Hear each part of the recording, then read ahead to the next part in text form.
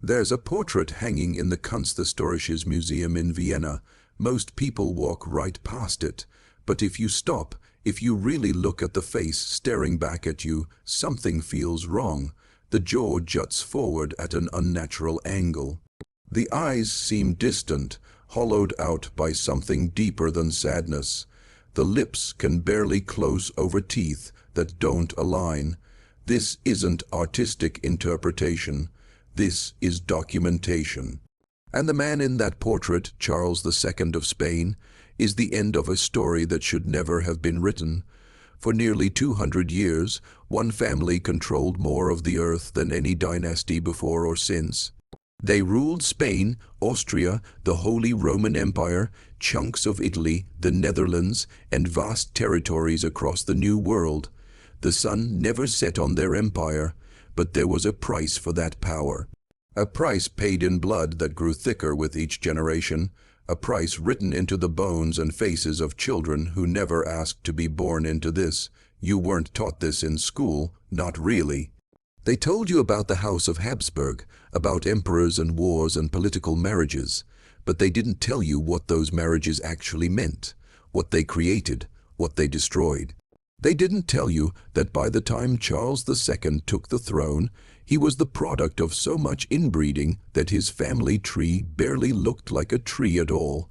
It looked like a wreath, a closed circle where the same names appeared over and over, generation after generation, until the bloodline ate itself alive.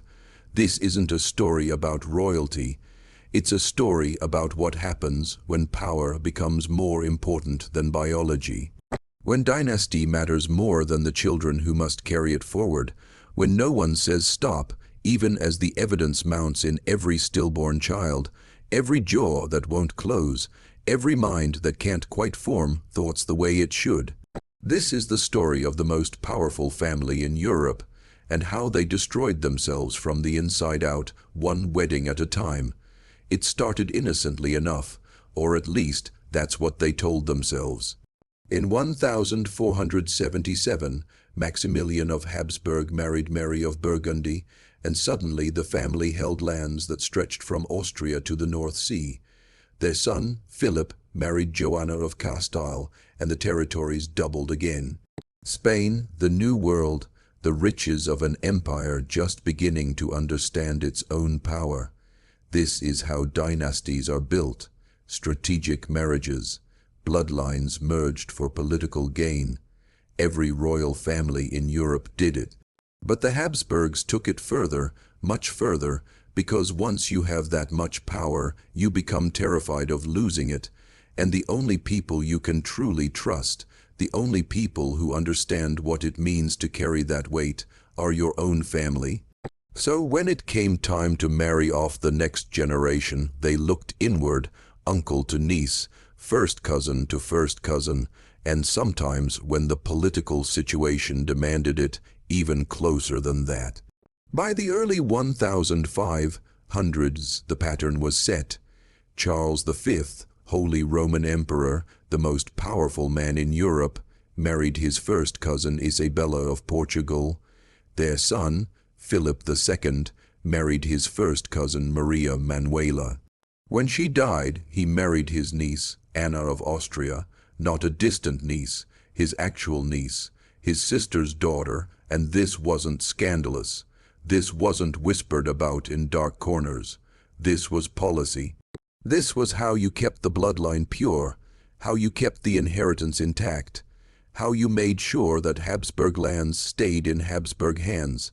The physicians of the time knew something was wrong. They saw the patterns emerging. Children born weak, children who didn't survive infancy, children whose bodies seemed to fold in on themselves, as if nature was trying to correct a mistake that kept being repeated, but they couldn't say anything. How do you tell an emperor that his family tree is killing his descendants? How do you explain that the very thing he thinks is protecting his legacy is destroying it? You don't. You stay silent. You watch. And you document what happens next, knowing that no one will believe it until it's far too late. The medical records from this period still exist, locked away in archives across Europe. Letters from physicians describing symptoms they couldn't explain, deformities they'd never seen before, cognitive problems that seemed to run in families but couldn't be traced to any known disease. They didn't have the word for it yet, didn't understand genetics or recessive traits, or what happens when the same damaged genes meet each other again and again across generations. But they knew something was deeply, fundamentally wrong. And still, the marriages continued. There's a term in genetics called the coefficient of inbreeding. It's a number that tells you how much genetic overlap exists between two parents. For random strangers, it's 0. For first cousins, it's 0.0625. For uncle and niece, it's 0.125. For siblings, it's 0.25. Charles II of Spain, the last Habsburg king, had a coefficient of inbreeding of 0.254. Somehow, through generations of calculated marriages, his parents were more closely related than the average brother and sister. Look at his face again, that jaw. Historians call it the Habsburg jaw, the mandibular prognathism that became the family's calling card. By Charles's time, his lower jaw extended so far forward that he couldn't chew his food properly, couldn't speak clearly. His tongue was too large for his mouth. He drooled constantly. Court records describe him as having trouble eating, trouble talking, trouble doing the basic things that most people never think about. And this wasn't unusual. This was just the most extreme version of something that had been building for generations. Go back through the portraits, watch how the jaw grows, generation by generation, a slight underbite in one painting, a more pronounced protrusion in the next. By the time you reach Charles, it's not just a family trait anymore. It's a deformity. It's what happens when recessive genes have nowhere else to go, when they keep meeting themselves in every generation until the trait becomes amplified beyond anything nature intended. But the jaw was just the visible part, the part you could see in portraits and official records, the part that became a strange kind of family pride, a mark of pure Habsburg blood. What you couldn't see was worse. Charles suffered from seizures, from episodes where his body would convulse and his mind would disappear into some dark place that no one else could follow. He had digestive problems so severe that court physicians documented every meal, trying to find something, anything, he could keep down. His immune system barely functioned. He was sick constantly. Infections that would be minor inconveniences for anyone else nearly killed him multiple times. And then there was his mind.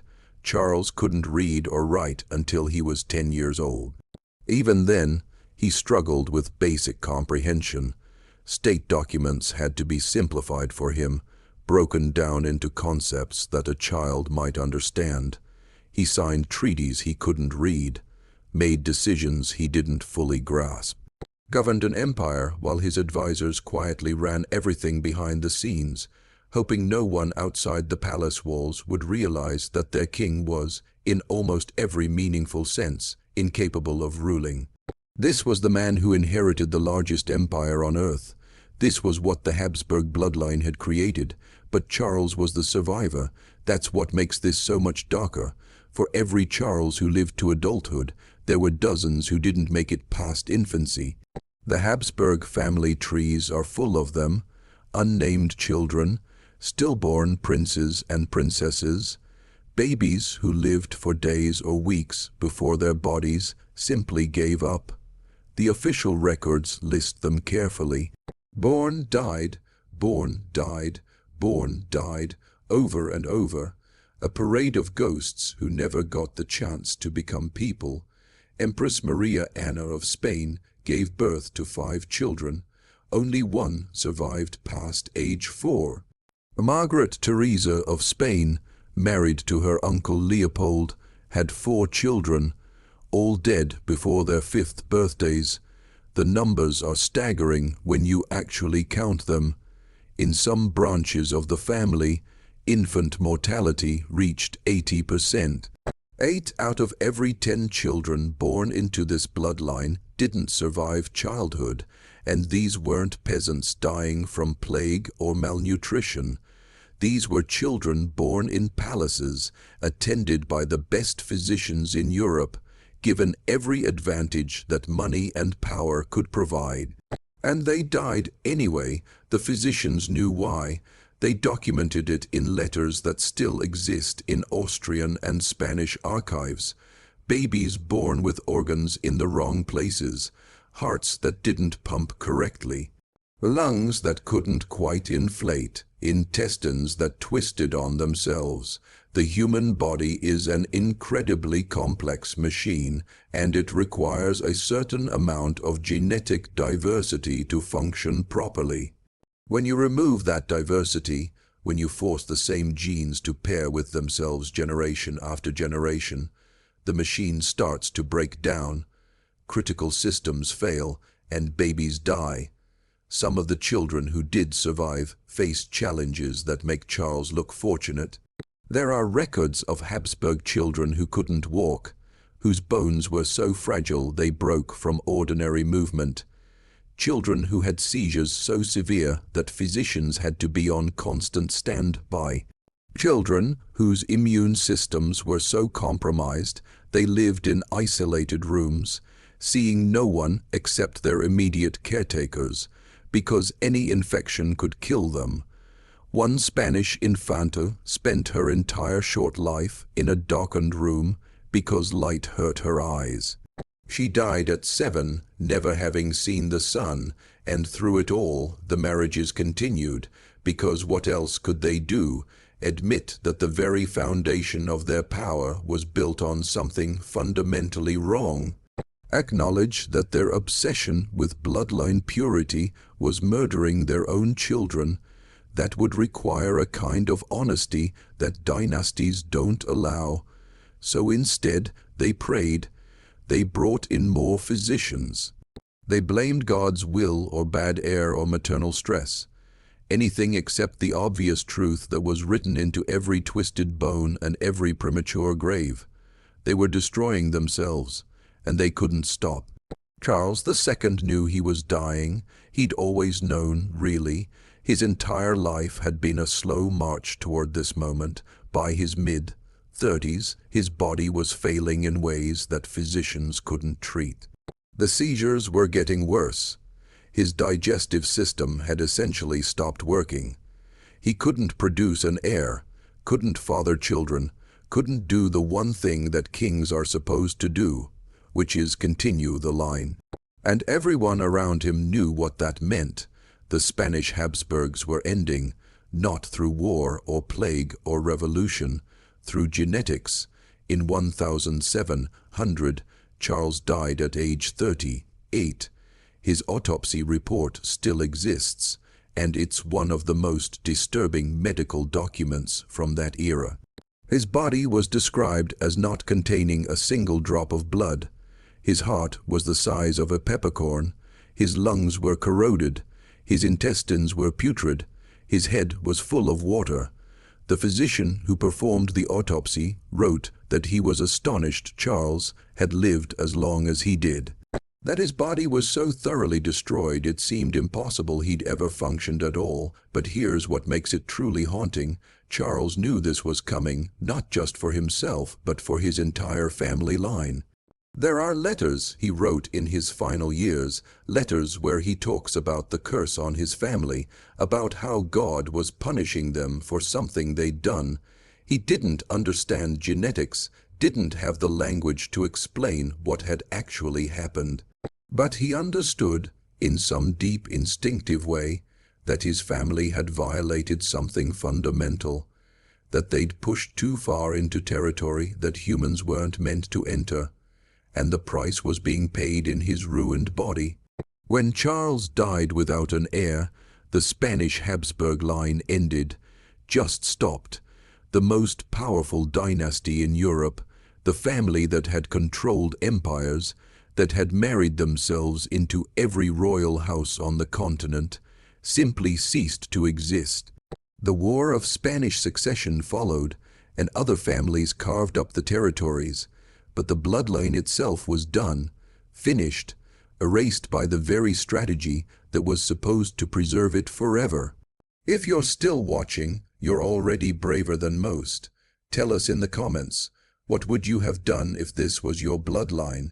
If you were an advisor watching this unfold, knowing what was happening but unable to stop it, what would you have said?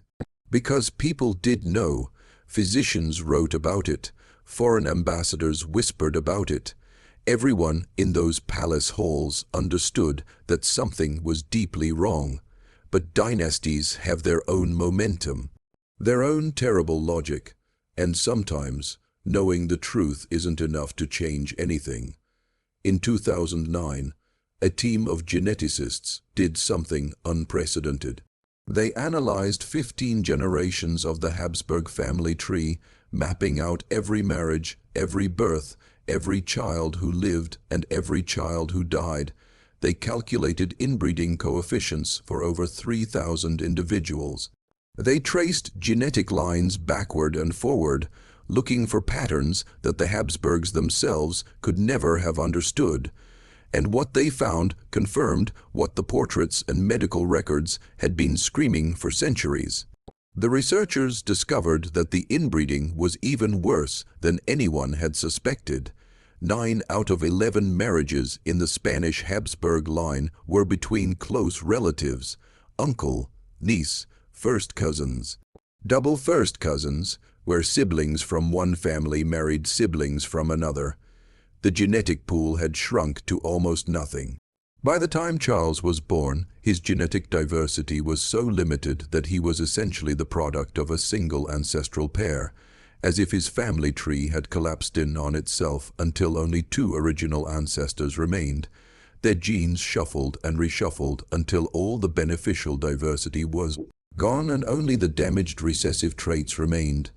The study found direct correlations between the coefficient of inbreeding and infant mortality rates. The higher the coefficient, the more children died. And not just died, but were never viable in the first place. Miscarriages, stillbirths, babies who took a few breaths and stopped. The numbers tell a story of biological catastrophe playing out in slow motion across 200 years. Nature tried to stop it, tried to end the line over and over again, but they kept pushing forward, kept arranging marriages, kept producing children who were never meant to exist.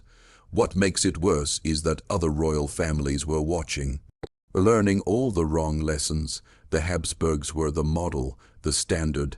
If they could maintain power through intermarriage, if they could keep their territories intact by marrying cousins and nieces and uncles, then that must be the right strategy. So other dynasties followed suit.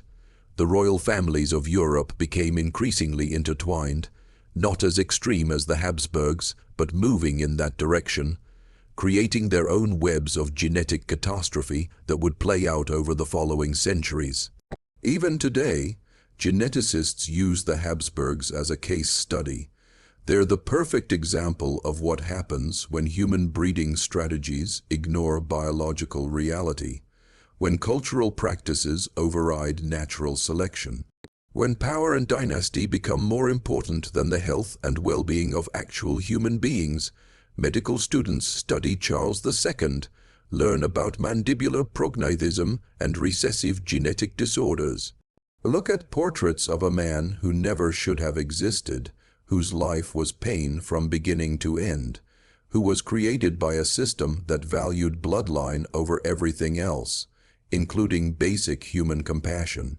The Austrian Habsburgs survived. That's the strange epilogue to this story. While the Spanish line collapsed, the Austrian branch continued, though even they eventually had to marry outside the immediate family to survive. They ruled until 1918, until the First World War finally dismantled what genetics had been trying to destroy for centuries. But by then, they'd learned. They'd watched what happened to their Spanish cousins. They'd counted the dead children, they'd seen the portraits, and quietly, without ever admitting why, they'd started marrying further from the family tree. Walk through any major art museum in Europe and you'll see them. Portraits of Habsburg rulers spanning 3 centuries. And if you know what to look for, you can watch the genetic deterioration happen in real time. The jaw growing more prominent, the eyes becoming more vacant.